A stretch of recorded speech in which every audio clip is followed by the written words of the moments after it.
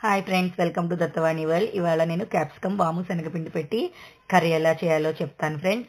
ముందుగా స్టవ్ వెలిగించి మూకుడు పెట్టుకొని ఆయిల్ వేడి చేసుకుని వేడైన తర్వాత ఒక స్పూన్ వాము, కొంచెం జీలకర్ర, కొద్దిగా ఆవాలు, కొంచెం మినపప్పు, ఓ 2 ఎండుమిరపకాయలు, ఇంగువ అలవాటు ఉన్న వాళ్ళైతే ఇంగువ వేసుకోవాలి. ఇంగువ డైజెషన్కి మంచిది కాబట్టి చక్కగా వేసుకుంటే మంచిది. తర్వాత ఇవి 1/2 కేజీ క్యాప్సికమ్ అండి. వీటిని బెంగళూరు మిరపకాయలని కూడా అంటారు కదా.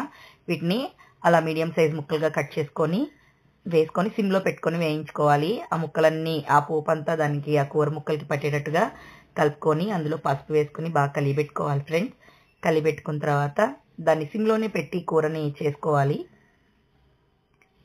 మూత పెట్టుకొని వేయించుకోవాలి.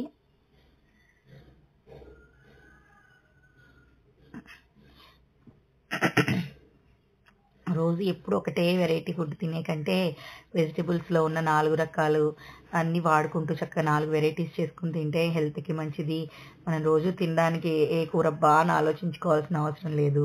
అలాగా అందుకని ఇలా రకరకాలుగా వెరైటీస్గా చేసుకుంటే మనకు కూడా తినాలనిపిస్తుంది. తర్వాత కొద్దిగా కూర మగ్గిన తర్వాత అందులో ఒక స్పూన్ ఉప్పు మన రుచికి సరిపడా వేసుకోండి. కొంతమంది ఎక్కువ తింటారు, కొంతమంది తక్కువ తింటారు కదా ఫ్రెండ్స్.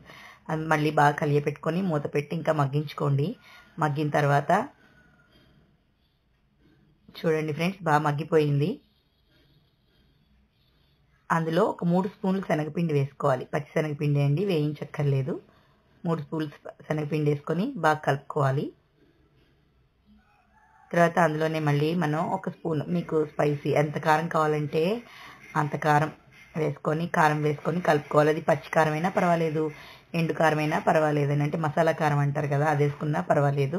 నేనైతే ఇక్కడ పచ్చి కారం 3 మ్యాంగోస్ ఉంటాయి కదండి, ఆ కారం వేసుకున్నాను. మసాలా కారం వాడడం అనమాట. అందుకని అది వేసుకున్నాను. బాగా కలిసిన తర్వాత సిమ్లోనే ఒక 2-3 మినిట్స్ ఆ శనగపిండి పచ్చివాసన ఉంటుంది కదండి, అది పోయేదాకా సిమ్లో మూత పెట్టి మగ్గించుకోవాలి కూరని. ఆ తర్వాత మళ్ళీ ఒకసారి మూత తీసి బాగా కలుపుకొని దాన్ని మనం సర్వ్ చేసుకుంటే ఇంకా తినడానికి వెరీ టేస్టీగా ఉండే క్యాప్సికమ్ వాము శనగపిండి curry ready. Please like, share, subscribe.